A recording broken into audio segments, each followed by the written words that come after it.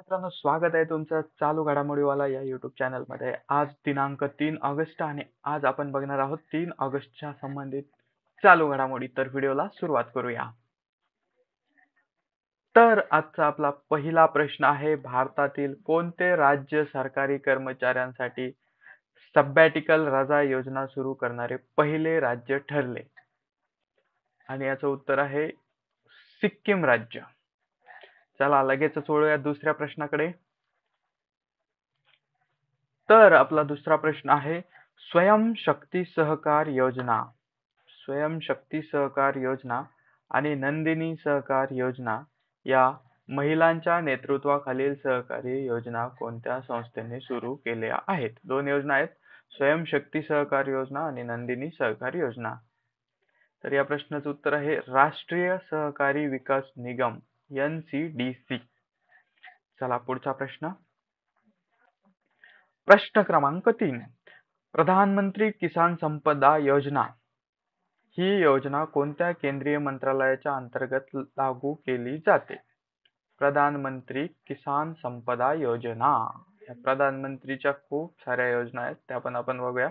प्रधानमंत्री किसान संपदा योजना ही कोणत्या केंद्रीय मंत्रालयाच्या अंतर्गत लागू केली जाते? तर याचं उत्तर आहे अन्न प्रक्रिया उद्योग मंत्रालय. तर आपण प्रधानमंत्री संबंधित योजना एकदा बघून घेऊया. तर या आहेत प्रधानमंत्री नावानं सुरू होणाऱ्या केंद्रीय योजना. तर यामध्ये पहिली योजना आपण बघूया, प्रधानमंत्री आवास योजना है ना, घरकुल योजना ज्याला आपण म्हणतो. प्रधानमंत्री जनधन योजना, या योजनेअंतर्गत सर्व भारतीयांचे 0 डिपॉझिट वर बँकेमध्ये खाते खोलण्यात आले होते. प्रधानमंत्री उज्ज्वला योजना ही गॅस सिलेंडरच्या संबंधित योजना आहे. प्रधानमंत्री फसल विमा योजना ही शेतकऱ्यांसाठी पीक विम्याची योजना आहे. प्रधानमंत्री ग्राम सडक योजना ही गावाला रस्ता करण्यासाठीची योजना आहे. प्रधानमंत्री कौशल्य विकास योजना ही कौशल्याशी संबंधित म्हणजे शिक्षणाशी संबंधित योजना आहे. प्रधानमंत्री किसान सन्मान निधी योजना दर वर्षी 6,000 रुपये या योजने मार्फत शेतकऱ्यांना दिले जातात. ठीक आहे, आणखी काही योजना बघूया. प्रधानमंत्री मुद्रा योजना. मुद्रा योजना काय आहे? तर मुद्रा योजना ही एक कर्ज योजना आहे. व्यवसाय ज्याला नवीन व्यवसाय सुरू करायचा अशा व्यक्तींना कर्ज देण्यासाठी मोफत कर्ज या योजनेअंतर्गत दिलं जातं. प्रधानमंत्री जीवन ज्योती विमा योजना ही विमा योजना आहे. प्रधानमंत्री सुरक्षा विमा योजना ही सुद्धा विमा योजना आहे. गरीब कल्याण अन्न योजना ही अन्नाची किंवा ज्याचे आपण रेशन कार्ड मध्ये धान्य वाटप केलं जातं त्याची योजना आहे. प्रधानमंत्री आरोग्य योजना किंवा आयुष्मान भारत योजना पण आपण याला फक्त म्हणतो. तर ही आरोग्याशी संबंधित योजना आहे. प्रधानमंत्री डिजिटल साक्षरता अभियान हे एक अभियान आहे. प्रधानमंत्री ऊर्जा गंगा योजना आणि प्रधानमंत्री रोजगार योजना. ह्या प्रधानमंत्री नावानं सुरू होणाऱ्या काही महत्वाच्या योजना आहे ज्याच्यावर प्रश्न विचारला जाऊ शकतो. त्याबद्दल मी तुम्हाला थोडक्यात माहिती दिली की कोणती योजना कशाच्या संबंधित आहे. आता ही प्रधानमंत्री रोजगार योजना सध्या बंद आहे. ठीक आहे, चला पुढे. आपला चौथा प्रश्न, 2025 मध्ये मानवी तस्करी रोखण्यासाठी बिहार पोलिसांनी सुरू केलेल्या मोहिमेचे नाव काय आहे? आणि या प्रश्नाचं उत्तर आहे ऑपरेशन नया सवेरा. ठीक आहे, मानवी तस्करी रोखण्यासाठी बघा, किडनॅप वगैरे माणसं याची तस्करी होते म्हणून बिहार पोलिसांनी ऑपरेशन नया सवेरा सुरू केलेलं आहे. मानवी तस्करीशी संबंधित प्रश्न त्याच्यामुळे हा इम्पॉर्टंट क्वेश्चन आहे. चला पुढे. स्वास्थ्य साथी ही योजना कोणत्या राज्य सरकारने सुरू केलेली आरोग्य विमा योजना आहे? स्वास्थ्य साथी, तर ही आहे पश्चिम बंगाल सरकारने सुरू केलेली योजना. याचं उत्तर आहे पश्चिम बंगाल. स्वास्थ्य साथी पश्चिम बंगालने सुरू केलेली आरोग्य विमा योजना आहे. पुढचा प्रश्न, 25 वर्षानंतर 2025 ची junior boys national football championship कोणत्या राज्याने जिंकली? किती वर्षानंतर? 25 वर्षानंतर, म्हणजे खूप जुनं राज्य असलं पाहिजे. ठीक आहे, तर या प्रश्नाचं योग्य उत्तर आहे मणिपूर. बघा प्रश्न परत एकदा नीट बघा. 25 वर्षानंतर 2025 ची junior boys national football championship स्पर्धा, थोडीशी मोठी लांबलचक नाव आहे, junior boys national football championship. ठीक आहे, लक्षात राहील. तर ही मणिपूरने जिंकली. मणिपूर राज्याबद्दल आपण आता थोडक्यात माहिती बघूया. तर मणिपूर नेमकं भारतामध्ये कुठं आहे ते आपण पहिल्यांदा बघूया. या ठिकाणी आपल्याला मणिपूर दिसतंय. ठीक आहे, मणिपूरच्या पूर्वेला म्यानमार नावाचा देश आहे. मणिपूरच्या पश्चिमेला काही नागालँड आणि काही आसामचा भाग आहे, किंवा नागालँडच आपण त्याला म्हणूया, सॉरी, उत्तरेला. त्याच्यानंतर मणिपूरच्या पश्चिमेला आसामचा भाग येतो,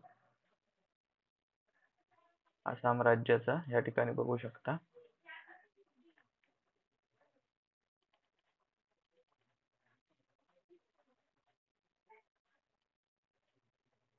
ठीक आहे, एवढा.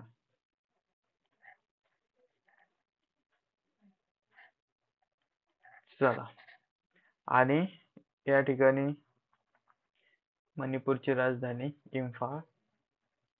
तर मणिपूर हे भारताच्या ईशान्येकडचं एक राज्य आहे, सप्तभगिनी राज्यातलं एक ते राज्य आहे. तर त्याच्याबद्दल थोडक्यात माहिती आपण बघूया.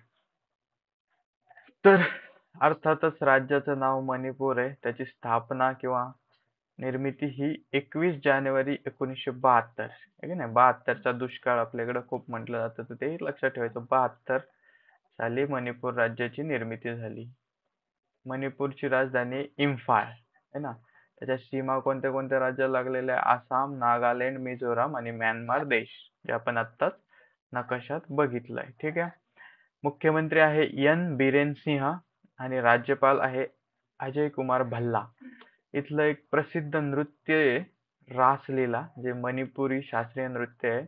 आणि मणिपूर हे ईशान्येचं रत्न म्हणून ओळखलं जातं, ज्वेल ऑफ द ईस्ट. तर ह्या मणिपूर बद्दलच्या महत्वाच्या गोष्टी, याच्यावर कोणत्याही मुद्द्यावर प्रश्न येऊ शकतो, लक्षात ठेवा. चला पुढे. आपला पुढचा आणि 7वा प्रश्न आहे, रस्ते सुरक्षेसाठी कृत्रिम बुद्धिमत्ता म्हणजेच AI वापरणारे भारतातील पहिले राज्य कोणते बनले आहे? ठीक आहे, या प्रश्नाचं उत्तर आहे उत्तर प्रदेश. प्रश्न नीट परत एकदा बघा. रस्ते सुरक्षेसाठी कृत्रिम बुद्धिमत्ता म्हणजेच AI वापरणारे भारतातील पहिले राज्य कोणते? तर उत्तर प्रदेश. चला पुढचा प्रश्न. लडाखने सिंधू नदी स्वच्छ आणि संरक्षित करण्यासाठी कोणता दिवस स्वच्छता चळवळ दिन म्हणून घोषित केला? त्याचं उत्तर आहे 12 ऑगस्ट, म्हणजे आजपासून 9 दिवसानंतर हा स्वच्छता चळवळ दिन लडाख या केंद्रशासित प्रदेशानं सिंधू नदी स्वच्छ, आहे का नाही. आता नद्यांचा विषय निघाला तर भारतातल्या प्रमुख नद्यांवर आपण एकदा नजर टाकून घेऊया. याच्या आधी या प्रश्नाचं परत एकदा उजळणी करून घ्या. बघा, लडाखने सिंधू नदी स्वच्छ आणि संरक्षित करण्यासाठी कोणता दिवस स्वच्छता चळवळ दिन म्हणून घोषित केला आहे, है की नाही. तर तुम्हाला थेट लडाखचा स्वच्छता चळवळ दिन कोणता असं सुद्धा येऊ शकतं, है की नाही. तर ते आहे 12 ऑगस्ट. चला आता नद्यांबद्दल बघूया. चला, भारतातील प्रमुख नद्या आणि त्यांची उगमस्थानं. तर भारतातली सगळ्यात प्रमुख नदी आहे गंगा, सिंधू, सरस्वती, यमुना, गोदावरी, नर्मदा. चला आपण मुख्य विषयाकडे वळूया. तर गंगा, जिचा उगम गंगोत्री या ठिकाणी होतो, यमुना, यमुनोत्री. हे खूप महत्वाचं आहे. गंगा, गंगोत्री, यमुना, यमुनोत्री.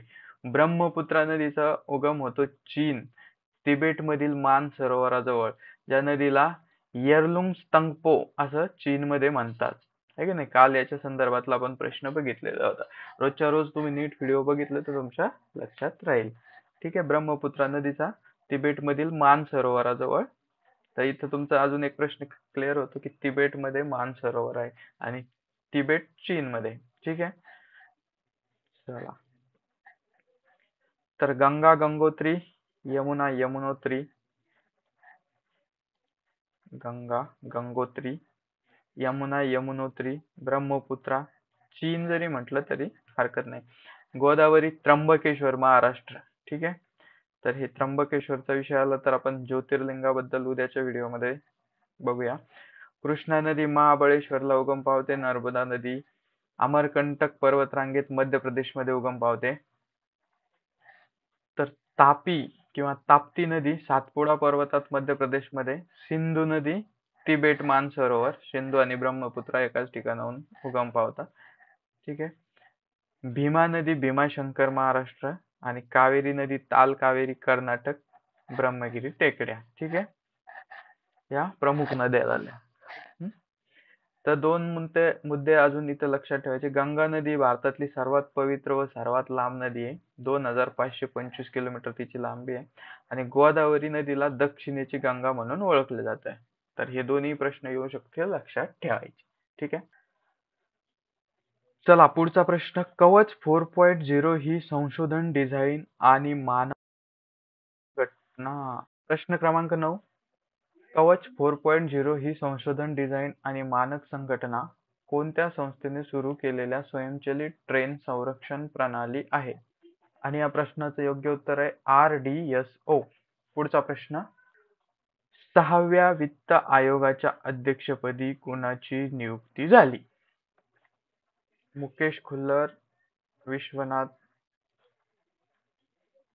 ठीक आहे.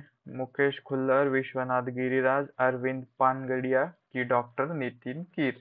तर या प्रश्नाचे योग्य उत्तर आहे डॉक्टर नितीन कीर. चला, पुढचा प्रश्न.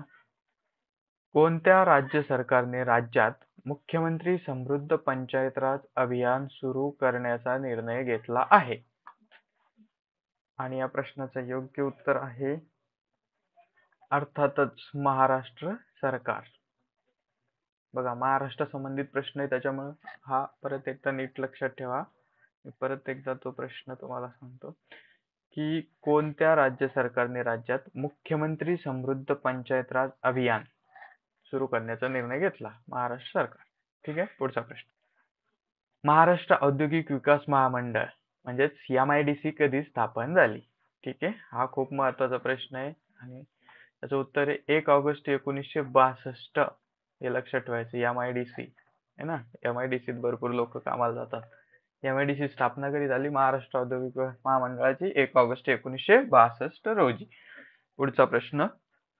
खालीलपैकी कोणत्या देशाने भारताचे पंतप्रधान नरेंद्र मोदी यांना order of the most ancient Welwitschia mirabilis हा पुरस्कार प्रदान केला? आणि या प्रश्नाचं उत्तर आहे नामिबिया. पुरस्काराचं नाव मी परत एकदा सांगतो, order of the most ancient Welwitschia mirabilis. ठीक आहे. पुढचा प्रश्न. प्रश्न क्रमांक 14. यांच्या 125व्या जयंतीनिमित्त टपाल विभागाच्या वतीने नुकत्याच विशेष टपाल तिकिटाचे प्रकाशन करण्यात आले. कुणाच्या? तर याचं उत्तर आहे श्यामाप्रसाद मुखर्जी. श्यामाप्रसाद मुखर्जी यांच्या 125व्या जयंतीनिमित्त टपाल विभागाच्या वतीनं टपाल तिकिटाचं प्रकाशन करण्यात आलं. शेवटचा प्रश्न. भारतीय वंशाचे साहिब खान यांची कोणत्या कंपनीच्या चीफ ऑपरेटिंग ऑफिसर म्हणजे COO या पदावर नियुक्ती करण्यात आली? आणि याचं आहे उत्तर ऍपल. ऍपलला भारतीय वंशाचे साहिब खान यांची COO या पदावर नियुक्ती करण्यात आली. तर याबरोबरच आपला आजचा व्हिडिओ संपला. तर व्हिडिओला लाईक करा, शेअर करा आणि चॅनलला सबस्क्राईब करा. व्हिडिओ शेवटपर्यंत पाहिल्याबद्दल धन्यवाद. भेटूया उद्याच्या व्हिडिओत चालू घडामोडी वालामध्ये.